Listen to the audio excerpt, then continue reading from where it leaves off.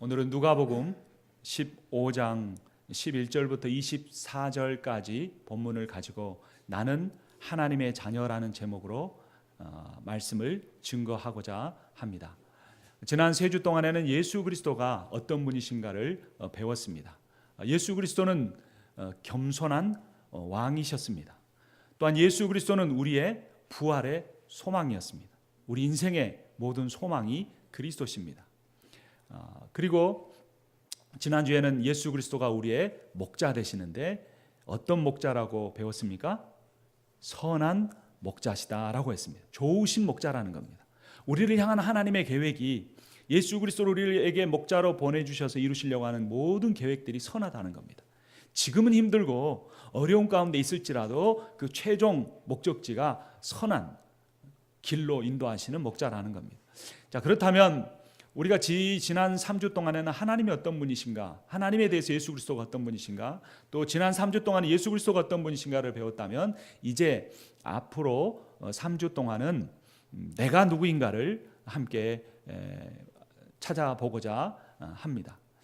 여러분, 인생에서 가장 중요한 질문이 있다면 그것은 나는 누구인가라는 그러한 질문일 겁니다. 나는 누구인가? 또는 다른 사람이 당신은 누구입니까? 라고 물어보면 뭐라고 대답하시겠습니까? 제가 어렸을 때는 그런 생각을 한 적이 있었습니다. 내가 고아가 아니었을까 원래. 그리고 저희 부모님이 따로 있는데 우리 부모님이 저를 버려서 이제 이곳에 우리 지금 사는 집에 입양이 된 게 아닐까 그런 생각을 한 적이 있었습니다. 그 이유는 뭐냐면 저는 항상 말을 잘 듣는 모범생이었지만 이따금 말을 안 들을 때 부모님이 야단을 치면 그런 말씀하셨습니다. 너는 다리 밑에서 주워왔다는 겁니다. 그 말을 이렇게 처음에 들을 때는 사실이 아니겠지 생각을 하지만 이제 저녁에 잠에 들 때 이 생각 저 생각 하다 보면 정말 내가 다리 밑에서 주워온 아이는 아닐까 그런 생각을 합니다. 그리고 보면은 주변에 잘 사는 집 애들도 있고 또 뭐 자가용을 가지고 있는 아이도 있고 또 뭐 그런 아이들을 보면서 혹시 나도 그런 집에 원래 태어난 것이 아닐까 그런 어린 마음에 생각을 한 것입니다.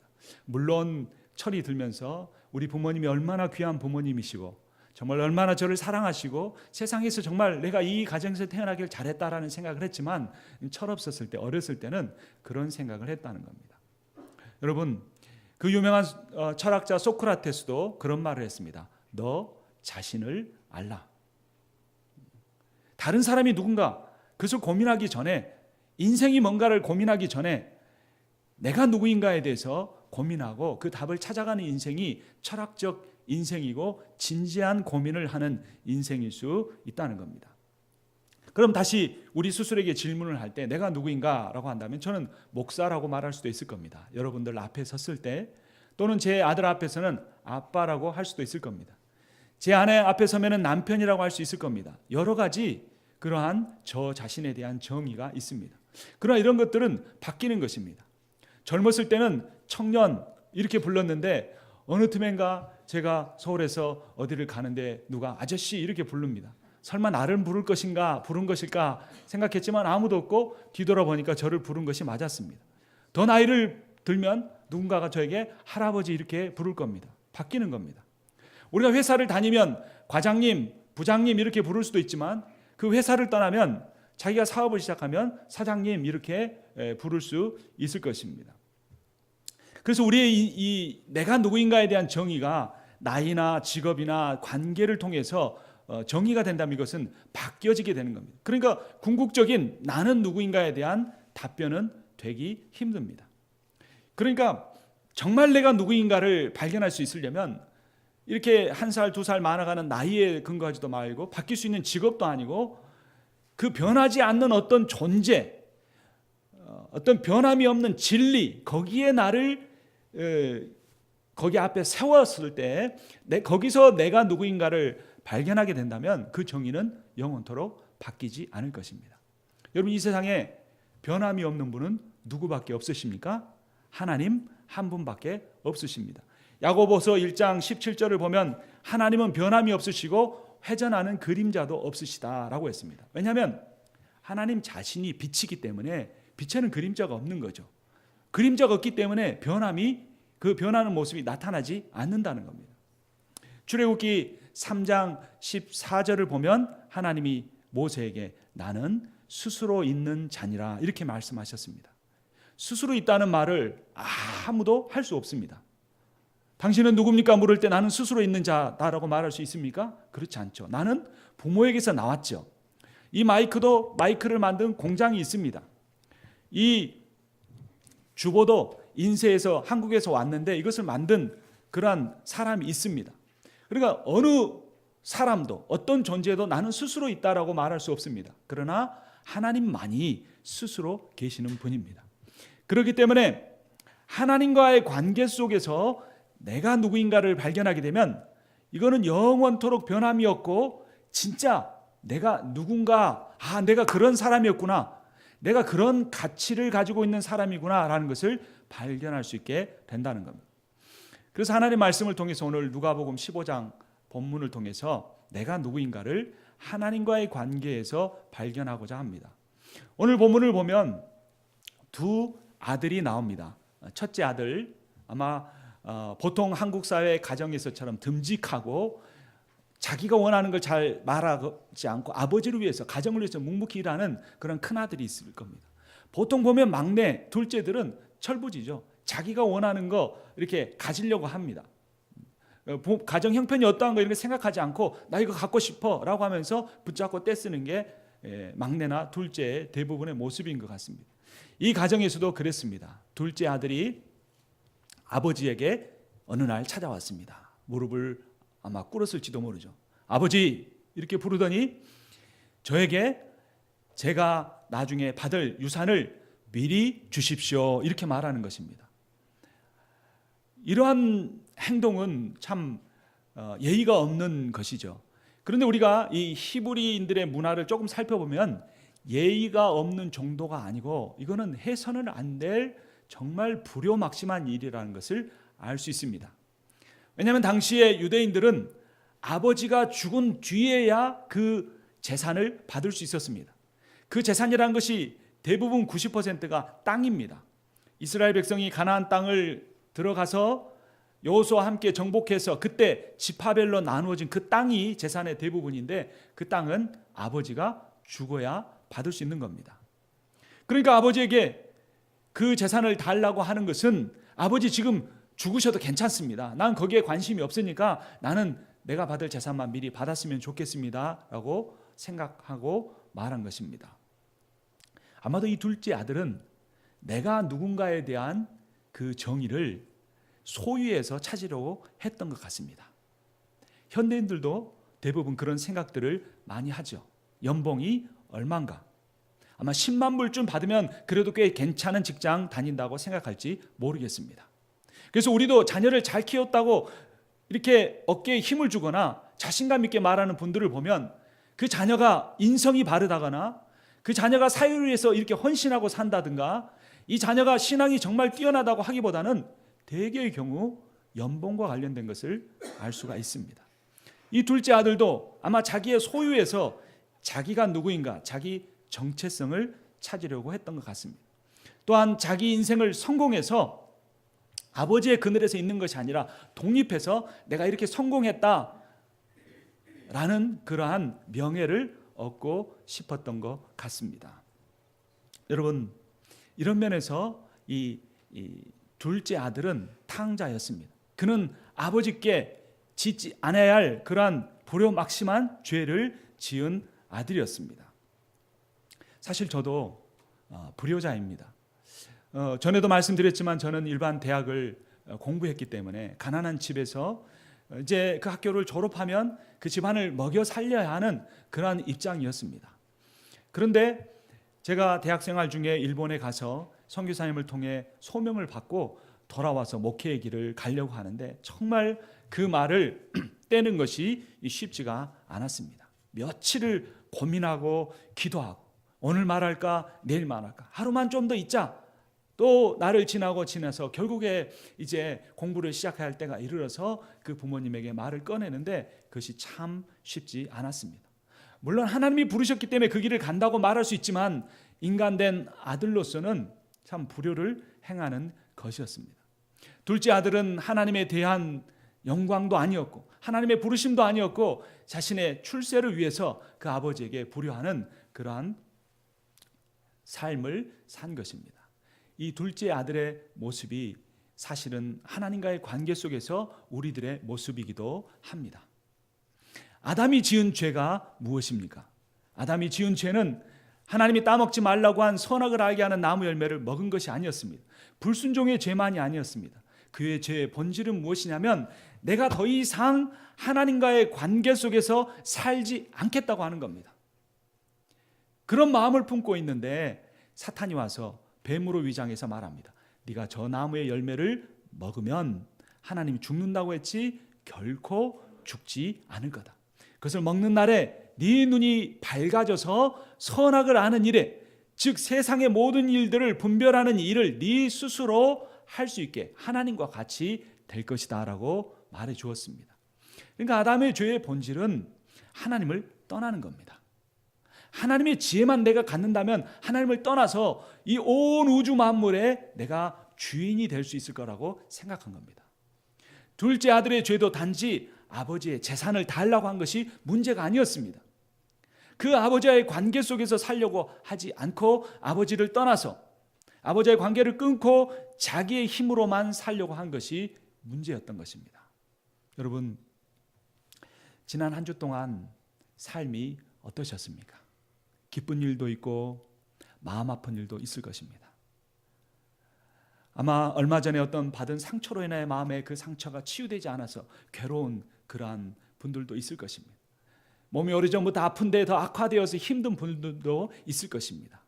그런데 인생을 가만히 살펴보면 이 인간이 행복하다고 느끼는 것이나 불행하다고 느끼는 것이나 괴롭다고 느끼는 것이나 이런 모든 것들은 절대로 외부로부터 나에게 들어오는 것이 아닙니다. 그것은 내 마음이 결정하는 겁니다. 그래서 성경에서 말하기를 세상의 어떤 큰 산성을 지키는 것보다 내 마음을 지키는 것이 어렵다. 그 무엇보다도 너의 마음을 지켜라. 마음의 인생의 평안이 너의 마음으로부터 온다라고 말해 주었습니다. 그런데 우리의 마음이 평안을 갖지 못하는 것, 내 마음이 불안하는 것, 염려하는 것, 때로는 분노 가운데, 때로는 절망 가운데, 때로는 고독 가운데 살아가는 것은 그 모든 근본적인 이유는 어디에 있냐면 하나님과의 관계가 단절된 채로 살아가고 있기 때문입니다. 여러분, 하나님은 높고 높은 보좌 위에만 앉아 계신 분이 아니십니다. 그분은 내 안에 들어와 거하기를 원하십니다. 내 아픈 마음에, 내 상처 입은 인생에, 이 고통스러운 삶의 그 현장에 들어와서 나와 함께하기를 원하십니다. 근데 우리가 세상 속에 살아갈 수밖에 없기 때문에 행복은 그런 데서 오는 게 아니야. 행복은 마음에서 오는 게 아니라 소유에서 오는 거야. 행복이라는 것은 마음에서 오는 것이 아니라 네가 네 뜻대로 이 교회 안에서 관계나 가정에서 관계를 네 뜻대로 이끌어 갈 때 네 인생이 행복해지는 것이야 라고 우리가 착각하며 살기 때문에 이 둘째 아들처럼 하나님과 분리된 삶을 계속하거나 아니면 지금은 하나님과의 관계 속에 있지만 떠나려고 하거나 아니면 처음부터 하나님과의 관계가 떨어져 있었지만 그 하나님께 돌아가려고 하는 그런 마음을 갖지 못하는 것입니다. 둘째 아들은 결국 아버지의 재산을 받았습니다. 그리고 그것을 팔아버렸습니다. 그리고 그 재산을 모두 다 가지고 먼 나라로 갔습니다. 되도록이면 아버지부터 떨어져야지. 그리고 허랑방탕하게 다 써버렸습니다. 그때 그가 살던 곳에 큰 흉년이 들었습니다. 그때 어떤 일이 일어납니까? 14절 말씀부터 보겠습니다.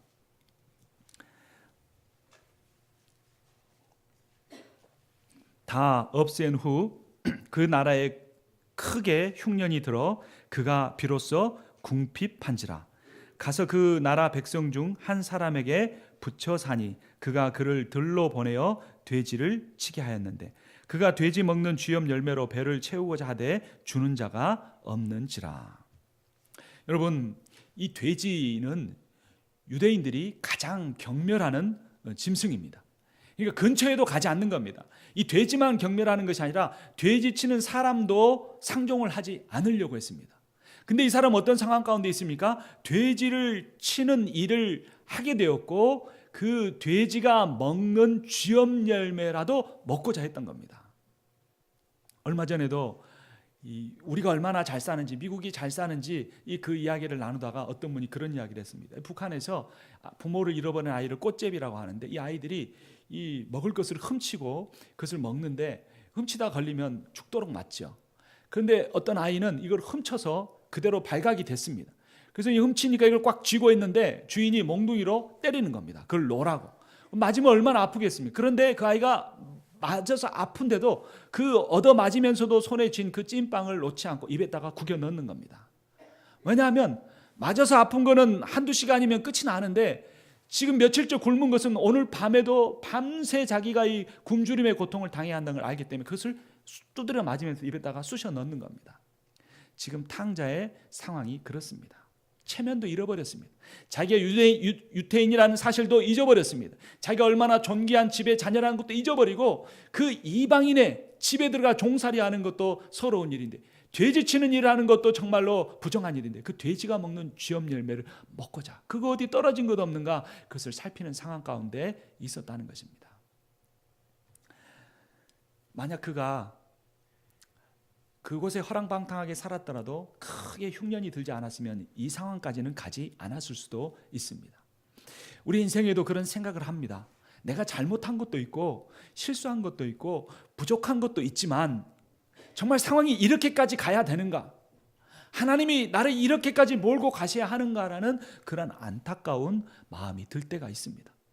아니 조금 숨 쉴 틈은 내주셨으면, 아니 조금 그래도 기도하면 조금 기도 응답이 나타나는 것 같은 모습이라도 봤으면, 비가 내기를 원한다면 구름 한 조각이라도 보였으면 하는 마음이 있는데 더 거슬게 몰고 갈 때 우리는 절망하고 고통스러워하고 방황하게 됩니다.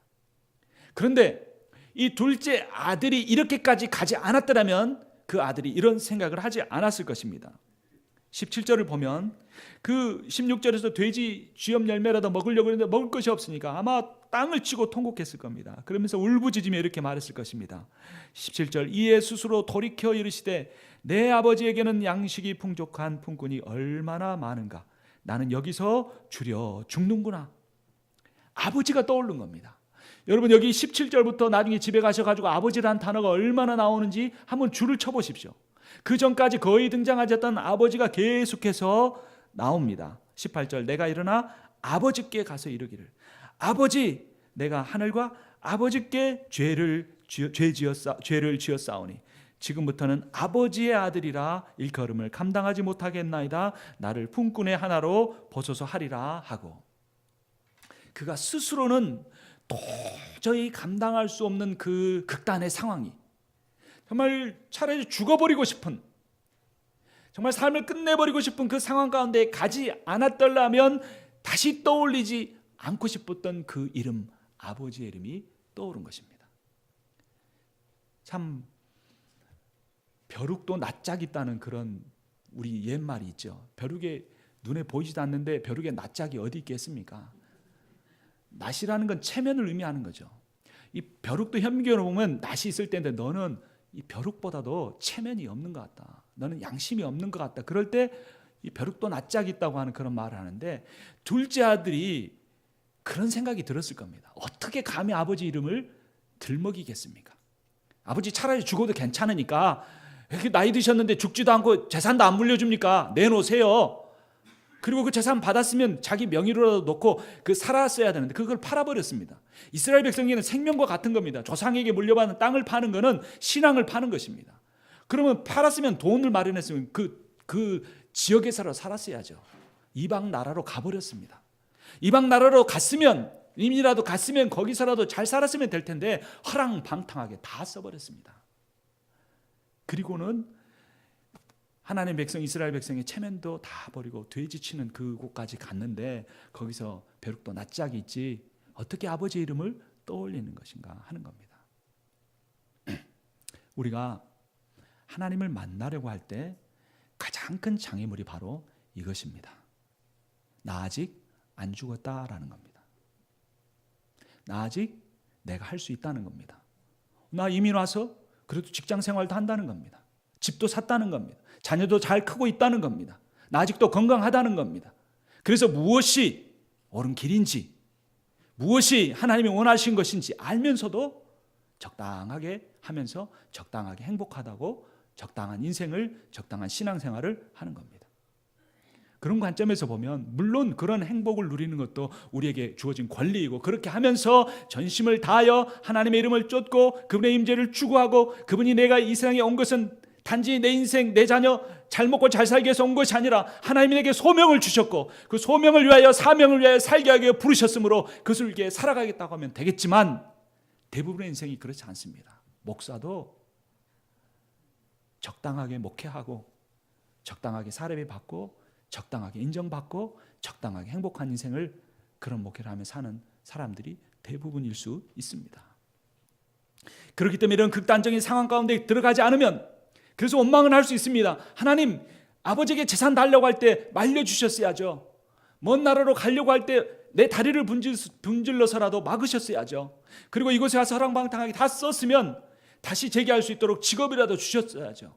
왜 흉년이 들게 하십니까? 이런 상황까지 오게 하셨습니까? 라고 말하고 싶었을 것입니다. 그러나 하나님이 끝까지 그렇게 몰고 가신 것은 그의 죄값을 치르게 하시기 위한 것이 아니었습니다. 그 둘째 아들로 하여금 아버지를 생각나게 하고 아버지께로 돌아가고 싶은 그런 마음이 들게 하기 위해서 그런 상황을 주신 것입니다. 여러분, 고난 가운데 있습니까? 시련 가운데 있습니까? 감당하기 힘든, 참 몸 아프고 경제적으로 어려운 것은 괜찮겠는데 인간관계 때문에 마음이 괴로운 것, 힘드신 가운데 있습니까? 하나님이 나를 아버지께로 인도하시기 위하여, 좋으신 아버지께로 인도하기 위하여 그렇게 하신 것입니다. 아마 이 둘째 아들이 그 상황 가운데서 극단적인 생각을 하면 내 인생 이대로 참 끝내고 싶다, 이런 생각을 할 수도 있을 것입니다. 그런데 스스로 목숨을 못 끊으면 그냥 이 자리에 주저앉고 돼지 평생 치다가 그래도 아버지께는 못 따라가니까 돼지나 치다 그냥 인생 끝내겠다 생각할 수도 있었을 겁니다. 그게 왜 그러냐면 오늘 설교의 제목이 나는 누구인가인데, 자신의 가치, 나에 대한 정체성, 그것이 무너지면 인간은 인생을 더 이상 살고 싶지 않은 겁니다. 내가 이것밖에 안 되는가? 그럼 차라리 죽고 싶다는 생각이 드는 겁니다. 그런데 그것은 문제인 겁니다. 제가 말씀드린 것처럼 나이를 먹어가면 청년이 아저씨가 되고 아저씨가 할아버지 되는 거지 영원한 게 아닙니다. 직장에 붙어 있으면 과장이고 비즈니스 하면 사장이지만 그것은 내가 아닙니다. 비즈니스 끝나면 나는 아무것도 아닌 존재가 되고 마는 겁니다. 돈이 있으면 부자고 성공한 사람이지만 그거 잊어버리면 아무것도 아닙니다. 그러니까 우리는 늘 불안한 겁니다. 이거는 내 진정한 나는 아닌데. 이게 무엇입니까? 미국 연방준비위원회에서 만드는 20달러짜리 지폐입니다. 제 100불짜리를 갖고 오고 싶었는데 20달러짜리가 지갑에 있어서 이걸 가지고 왔습니다. 20달러짜리는 얼마큼의 가치가 있습니까? 20달러치의 가치가 있습니까? 제가 이거를 구겨가지고 버렸습니다. 그리고 다시 집어가지고 좀 펴가지고 이렇게 하니까 가치가 얼만큼이 줄었습니까? 구겨졌으니까 한 1달러 정도는 빼야죠. 그렇죠? 여기에 화장실에 가서 손도 안 씻고 만졌더니 아마 눈에는 안 보이는데 현미경을 보니까 더러운 세균이 막 묻어 있습니다. 그럼 그거는 이제 얼만큼의 가치가 있습니까? 한 2불 정도는 빼야죠. 한 18불 정도 쳐줄까요? 20달러치 가치가 있는 겁니다. 그럼 이 돈을 저처럼 그 목사가 가지고 있으면 거룩한 돈이네요. 그러니까 얼마 정도 쳐줄까요? 30불을 쳐줄까요? 20불밖에 안 되는 겁니다. 시장에 장사하는 분이 그 생선 장사를 하다 비린내 나는 것을 이 주머니에 넣었다 뺐다 해가지고 그분이 갖고 있으면 그거는 그분의 인생의 가치가 별로 없는 것 같으니까 15불 쳐줍니까? 20불짜리 가치가 있는 겁니다. 왜냐하면 이 종이 자체에 가치가 있는 게 아니라 여기 인쇄가 돼 있는데 이걸 가지고 미국 연방준비위원회에 가면 20불어치 가치 있는 뭐든지 바꿔줄 수 있도록 그 사람들이 가치를 보장해 주기 때문에 그렇습니다. 그러니까 이 돈이 얼마나 구겨졌는가, 다리미로 빳빳이 다렸는가, 여기에 뭐가 묻었는가, 누구의 주머니에 들어있는가, 그것이 상관이 있는 것이 아니고 이 돈의 가치를 부여한 존재가 있기 때문에 그 미국 연방준비위원회가 무너지지 않는 이상은 이 돈은 어떠한 상황 가운데서도, 어떤 조건 가운데서도 20불어치의 가치가 있는 겁니다. 그런데 이 돈이 인생을 착각하고 사는 겁니다. 깨끗해지면 나는 깨끗한 돈이야, 나는 가치가 있어, 구겨지면 내 인생은 망가져서 더 이상 나는 20불의 가치가 없어라고 생각하며 살아갈 수 있다는 겁니다. 탕자 인생이 그렇게 될 수가 있었습니다. 그는 그런 줄 알았습니다. 자기가 아버지를 떠나서 성공하면 더 나은 인생이 될 줄로 생각했는데, 돼지나 이방인의 밑에 가서 돼지 치는 일이나 하고 쥐업 열매 먹으면 자기가 가치 없는 인생이라고 인생을 끝내고 싶은 그런 착각 가운데 살게 된다는 겁니다. 그러나 하나님은 그를 그 스스로 그러한 세상에 변하는 가치관 속에 살지 않도록 극단까지 몰고 가서 결국에 아버지를 생각나게 했습니다. 그리고 아버지에게로 돌아갑니다. 그런데 그가 아버지에게 돌아가려고 할 때 그는 아들의 신분까지는 회복하리라고 기대하지 못했습니다. 아버지 집에는 배불리 먹고, 그전에는 그 종들 천하게 여겨졌는데 이제는 부러운 게 뭡니까? 그냥 배불리 먹고 무슨 일을 하든 간에 그렇게 살 수 있지 않겠느냐, 그 생각을 하고 아버지에게로 갑니다. 고난받는 자녀였던 둘째 아들 탕자가 아버지께로 돌아갑니다. 그때 어떤 일이 일어납니까? 20절입니다. 이에 일어나 아버지께로 돌아가니라. 아직도 거리가 먼데 아버지가 그를 보고 측은히 여겨 달려가 목을 안고 입을 맞추니. 여기에 놀라운 표현들이 있습니다.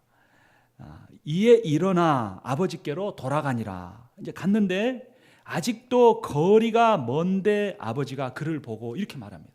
그러니까 아마 그 아들이 동구밭쯤 돌아올 때쯤인 겁니다. 근데 아버지가 아직도 거리가 먼데 봤다는 겁니다. 그건 무슨 의미인 거죠?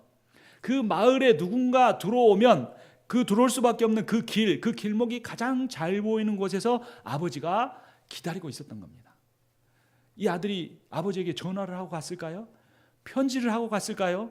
그렇지 못했겠죠. 왜냐하면 그 아버지를 만나는 순간 정말 두려운 마음으로 아버지가 나를 어떻게 생각할까, 아마 몇 번을 오가면서 다시 가던 길이기 때문에 그럴 수 없었을 겁니다.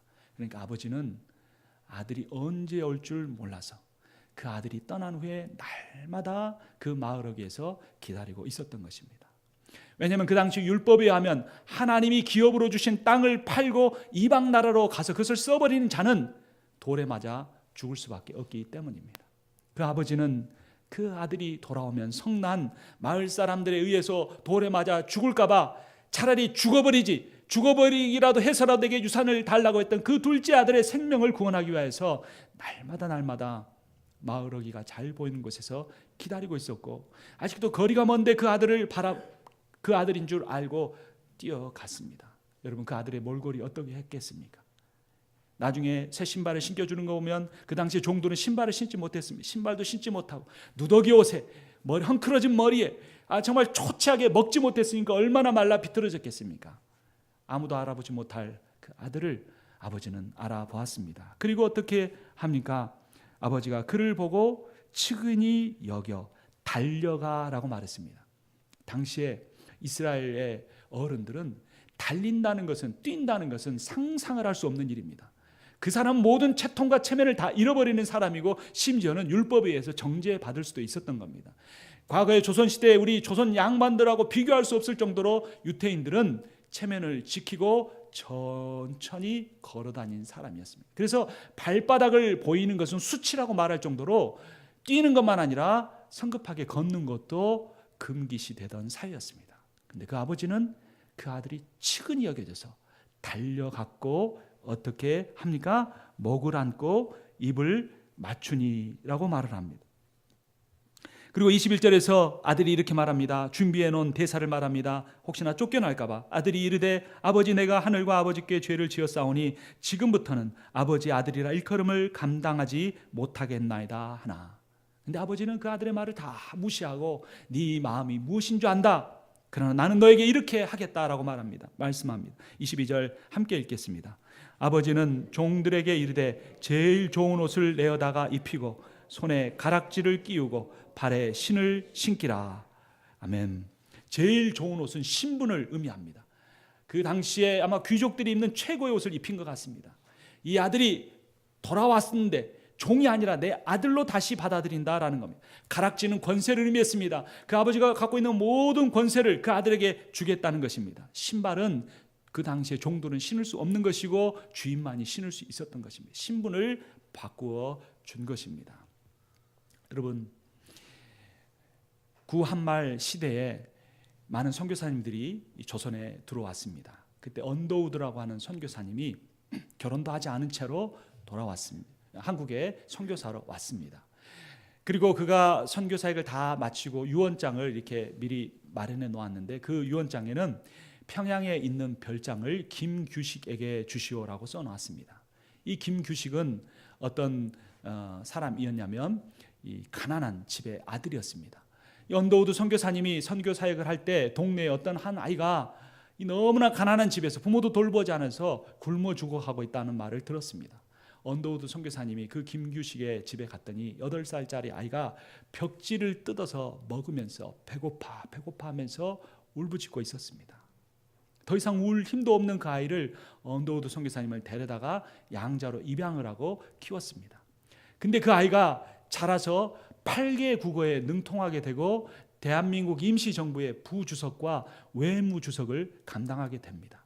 그런데 언더우드 선교사님은 자기 재산 중에 가장 귀한 부분인 이 평양의 별장을 김규식에게 주어서 이 내가 복음을 증거해 하나님의 교회가 세워진 이 땅이 일본으로부터 독립할 수 있도록 이 사람이 사용되기를 원합니다. 이 사람을 통하여 하나님의 복음이 증거되기를 원합니다라고 하는 뜻을 유언장에 남겨둔 것입니다.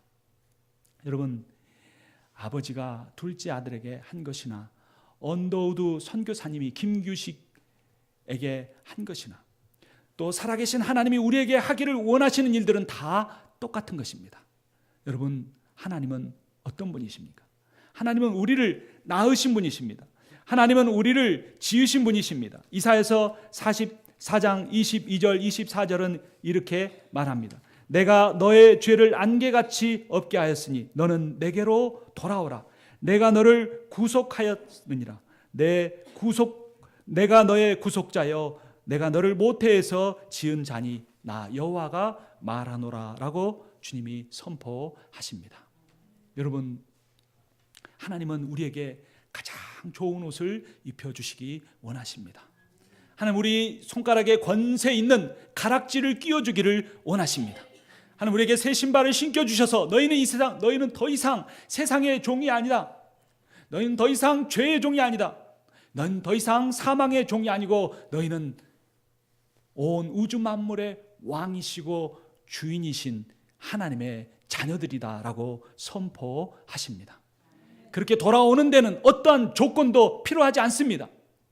이사야서에서 말씀한 것처럼 이미 예수 그리스도를 통하여 그분의 보혈로 말미암아 우리를 구속해 놓으셨기 때문입니다. 구속이라는 것은 그 얽매인 값, 그 노예의 값을 다 치루었다는 겁니다. 이미 자유가 된 것입니다. 여러분, 소를 묶어다가 나무에다가 매달아 놓으면은 계속해서 그 묶어진 길이만큼만 갑니다. 그런데 그렇게 몇 달을 살다가 소의 이 줄을 풀어놓으면 이 소가 그 딱 줄만큼 벗어나질 않습니다. 주변에 먹을 풀이 없어져도 안 갑니다. 자기가 몇 달 동안 그 줄에 매어 있었다는 것을 그가 잊어버리지 못하기 때문입니다. 예수 그리스도가 그분의 보혈로 우리를 구속하셨다는 것은 이미 우리의 죄값을 다 치르셨다는 겁니다. 우리의 원수인 사단 마귀의 저주로부터 우리를 완전히 해방시켜 놓으셨다는 겁니다. 근데 우리는 착각합니다. 내가 삶에서 아직도 죄를 짓고 있으니까 나는 이 죄값을 치러야 할 거야. 내가 아직도 뭔가 마음속에는 완전한 거룩이 이루어지지 않았으니까 하나님 앞에 갈 때 더 깨끗이 씻고 나가야 할 거야 라고 착각을 하는 것입니다. 여러분, 둘째 아들이 헌옷을 버리고 새 옷을 입고 아버지께 갔습니까? 헝클어진 머리를 가다듬고 샴푸를 하고 향기를 날리며 그 아버지에게 갔습니까? 체면이라도 살리기 위해서 신발을, 그래도 누더기 신발이라도 새 거를 갖다 빨아서 입고 갔습니까? 그렇지 않았습니다. 그 아들의 마음속에는 헝클어진 냄새나는 머릿속에도 찢어진 옷 속에서 상처 입은 마음속에도 오직 아버지 그 이름 하나밖에 없었습니다. 여러분, 더 놀라운 것은 이 15장 우리 본문 앞부분을 보면 그 아버지가 가진 재산을 첫째 아들과 둘째 아들에게 다 나눠줘 버렸습니다. 그러니까 재산이 없는 겁니다. 그런데 둘째 아들이 돌아올 때 어떻게 합니까? 살진 송아지를 잡고 잔치를 벌입니다. 그러니까 여기에 나온 아버지는 보통 아버지가 아닌 신비한 능력을 가지고 있는 아버지라는 걸 알 수 있습니다. 우리의 하늘 아버지가 그런 분이십니다. 그분은 다함이 없으시고, 그분은 능력에 부족함이 없으시고, 그분이 원하시면 우리 인생에 필요한 것들을 언제든지 넉넉하게 채워주실 수 있는 분이십니다. 신명기의 말씀을 보면 이스라엘 백성들이 광야에서 40년 동안 방황하고 유리했지만 너희들의 신발과 옷이 헤어지지 않았다고 말씀하셨습니다. 여러분, 40년 동안 200만 명이나 되는 사람이 그 입을 옷과 신발이면 한 10톤 트럭으로 수만 대가 와도 부족한데 하나님은 그들을 채워 주셨습니다. 그러므로 중요한 것은 먹고 사는 문제가 아니고 입고 누리는 타는 문제가 아니고 중요한 것은 우리가 하나님과의 인격적 관계로 들어오는 것입니다. 여러분, 나는 누구입니까? 저는 목사이기도 하지만 목사라는 이 타이틀보다 더 중요한 것이 있습니다. 목사라는 말은 얼마나 가슴 뛰는 일인지 모릅니다. 성도들을 사랑하고 위해서 기도해주고 그들을 기억하며 말씀을 준비하는 일. 근데 이 목사라는 이름보다 더 중요한 이름이 있습니다. 저에게는 아버지라는 이름도 있습니다. 제 아들들을 볼 때면 참 어떤 힘을 잃었더라도 새 힘이 납니다. 얼마나 기쁜지 모릅니다. 근데 그 아버지라는 이름보다 더 기쁜 이름이 있습니다. 남편이라는 이름도 있습니다. 정말 어려운 목회의 길을 따라와주고 끝까지 잘 내줘주는 저를 위해 기도해준 아내, 그 아내에게 남편의 이름도 소중합니다. 그러나 이런 모든 이름들은 영원한 것은 아닙니다. 세상을 살아가는 동안만 있는 겁니다. 근데 우리에게 영원하게 주어진 이름이 있는데 그 이름이 무엇인가? 하나님의 자녀라는 겁니다. 변함이 없으신 하나님, 신실하신 하나님, 그 사랑이 무한하시고 이 온 우주 만물을 풍성한 것으로 채우신 그 하나님, 그 하나님의 딸이요 아들이라는 이 사실, 거기서 내가 누구인가에 대한 영원한 해답을 우리는 얻을 수 있습니다. 이제 일주일 동안 살아가면서 그런 묵상을 계속 하기를 원합니다. 나는 하나님의 아들이다. 나는 하나님의 딸이다. 내가 무엇을 해서가 아니라 그분이 예수 그리스도를 통하여 그분의 보혈을 통하여 나를 완전히 구속해 내셨으므로 준비된 그 구원의 길을 하나님의 자녀로서 당당하게 걸어가리라. 당당하게 승리하리라 고백하고 묵상하며 주님과 동행하여 승리하시는 여러분과 제가 되기를 주님의 이름으로 축원합니다.